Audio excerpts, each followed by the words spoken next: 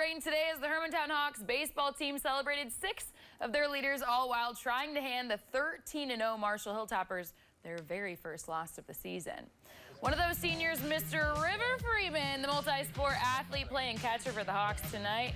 Hilltoppers trying to steal some bases early on, but the Hawks have their claws all over it, getting the tag out at second to keep the game scoreless. Then Mr. Freeman got to work, starting the Hawks rally with a chopper to shallow right field. An RBI single for River gives Hermantown the first run of the game. Up next is Jimmy Barch. He hits this one so hard to third that it pops out of the glove. Another RBI for the Hawks, who doubled the damage, 2-0. Then Cam Lubofsky keeps the hot hitting streak going. Another misplay in the infield from the Toppers as another run crosses home plate. Hawks extend their lead to 3, and they weren't done flying high. Cade Winans with a big swing, sending that ball to deep center field.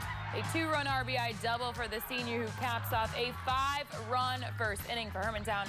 And that would be all the offense in this one, as the Hawks get the upset win on senior night, handing Marshall their very first loss of the season with a 5-0 shutout win. So the